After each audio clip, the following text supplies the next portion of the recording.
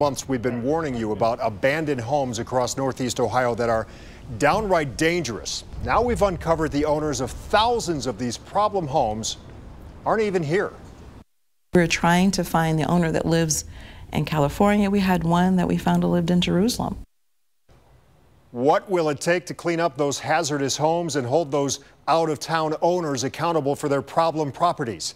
5 on Your Side investigator Joe Paganakis went in search of answers. And Joe, neighbors, they need to get involved.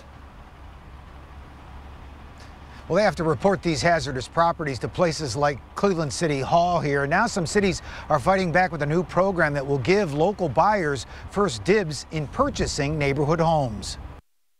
This guy needs to come to court, he needs to be responsible, or he needs to go to jail. Cleveland Councilman Tony Brancatelli is talking about this abandoned home in his Slavic Village neighborhood. He says is a real vacant hazard, complete with open windows and doors and illegal dumping. This guy had no idea if the property was open, abandoned, stripped.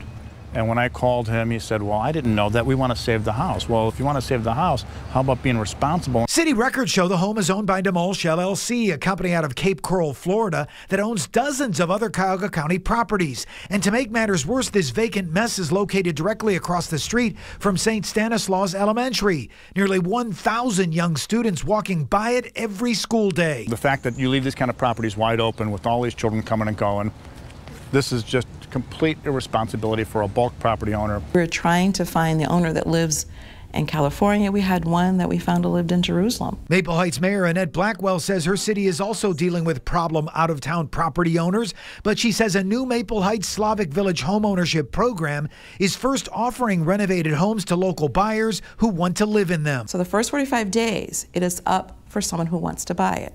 If they don't buy it, then we make it available to investors. However, they must agree they're rehabbing to sell. They can't rehab to rent. Meanwhile, Brancatelli says problems caused by out-of-town owners are hurting too many Northeast Ohio neighborhoods. We came here, we boarded it, and now we're going through the process. It's condemned, and we're going to have to deal with a guy who owns 100 properties in the county. And we reached out to the Florida company multiple times. We're still waiting for a response. Meanwhile, Cleveland Housing Court says residents should report these hazardous properties either to the mayor's action line or the Department of Building and Housing.